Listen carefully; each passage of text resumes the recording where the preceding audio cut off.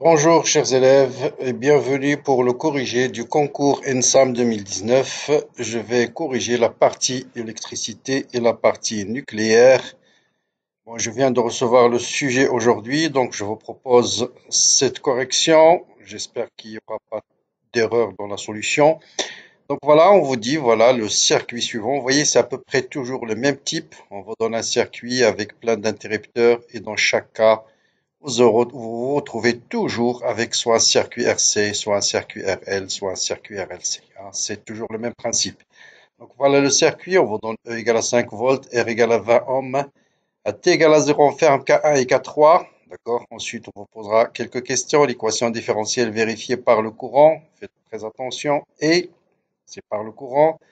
Donc, je vais répondre question par question. Donc, quelle est l'équation différentielle par le courant? Donc, il suffit de refaire le schéma. C'est K1 et K3 qui est fermé. Donc, vous êtes dans un circuit RL tout simplement.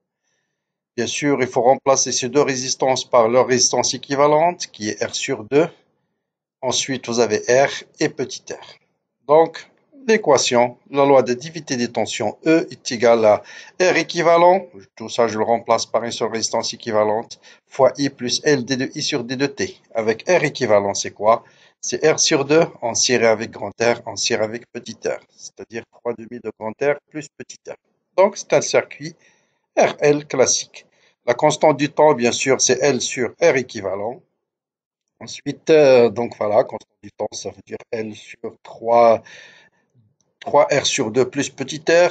Ensuite, l'intensité du corps en régime permanent. Bien sûr, en régime permanent, vous avez I égale à une constante, donc vous avez E égale à R équivalent fois I. On nous demande de décrire, de donner l'équation différentielle en fonction du courant permanent. Donc là, je réécris l'équation autrement. Je divise par R équivalent, c'est I plus taux d de I sur d de T. Au régime permanent, d de I sur d de T égale à 0. Donc E sur R équivalent, c'est I0. Donc voilà, l'équation différentielle devient cette équation très simple. Quelle est l'expression de I0? Bien sûr, vous voyez que I0, c'est E sur R équivalent. Bien, là, on nous donne une courbe qui est d de I sur d de T en fonction de I. Toujours, si on vous donne une courbe, la première chose, c'est de déterminer l'équation théorique de cette courbe, d'après ce qu'on a déjà démontré, hein, d'accord?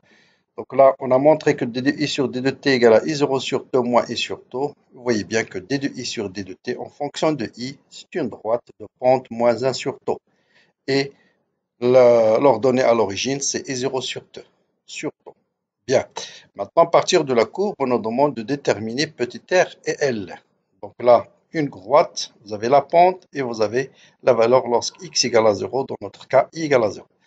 Eh bien, la pente, c'est un sur taux, d'accord? Ça veut dire taux, c'est l'inverse de la pente.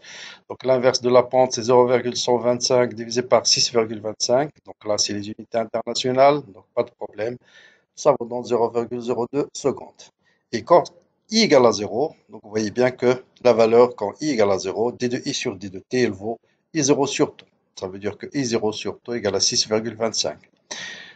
Donc, je peux déduire I0, qui est 6,25 fois 0,02, qui est 0,125. Or, I0, R équivalent, c'est E sur I0. Je connais E, je connais I0, donc je peux déterminer R équivalent, qui est 30 plus petit r, car grand R est égal à 20, et ça vous donne petit r égal à 10.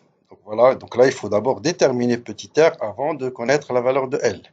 Maintenant, je connais la valeur de petit r, je peux déduire L parce que taux égale à L sur R équivalent. R équivalent, c'est 40 et taux égale à 0,02, donc ça me donne 0,8 Henri.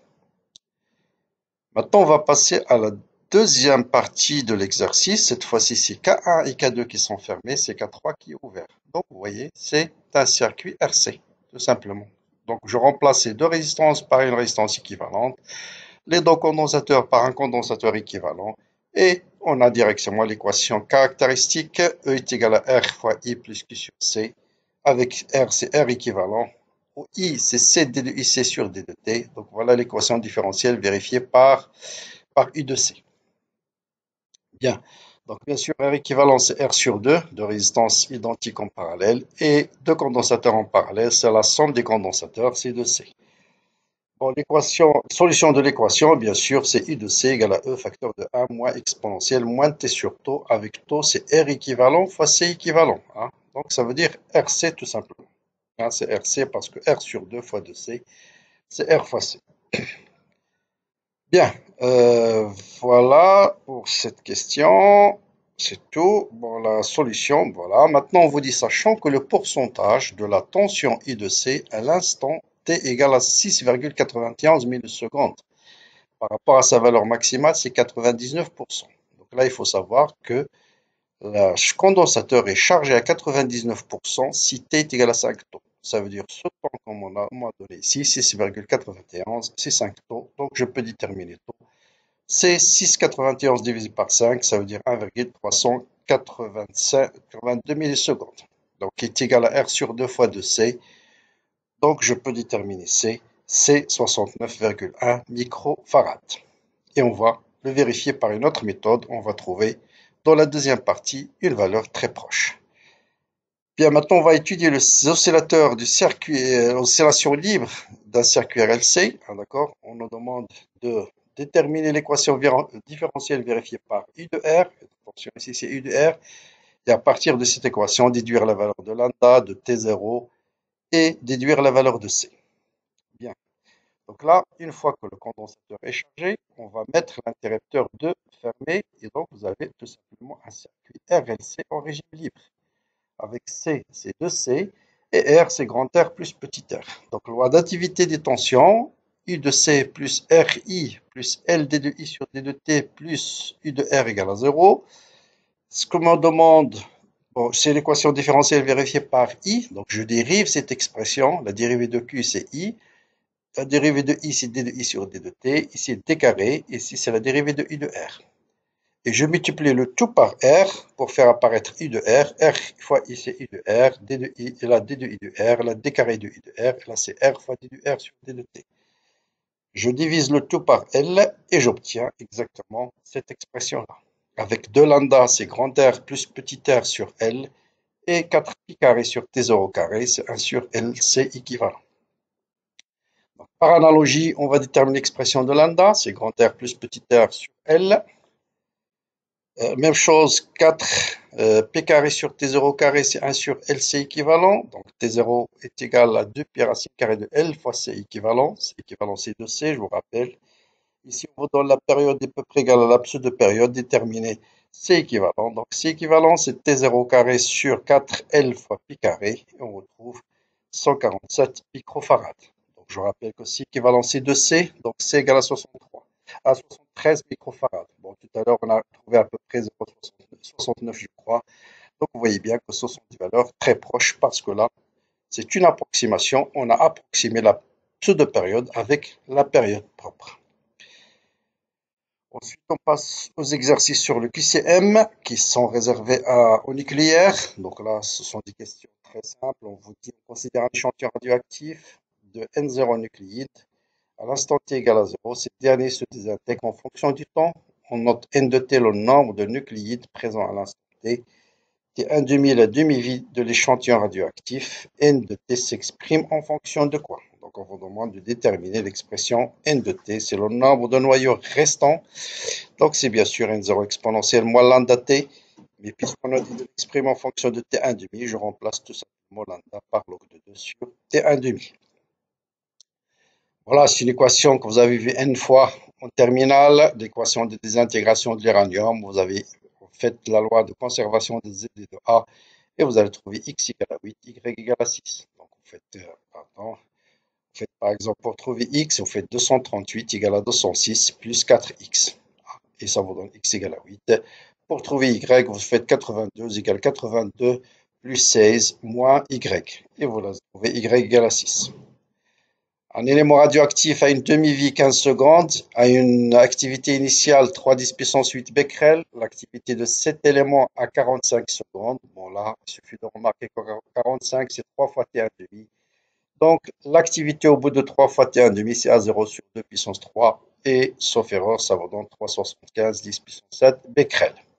Le nombre de noyaux qui est présent à l'instant T égale à 45. Bien sûr, vous avez A égale à lambda N. Et donc, vous pouvez déduire le nombre de noyaux. Et lambda n qui est égal à log de 2 sur 15 fois n.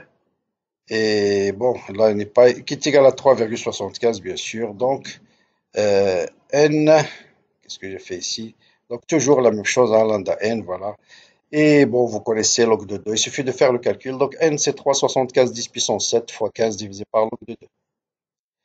Ensuite, la demi-vie de l'iode utilisée en médecine, c'est 8,1 jours.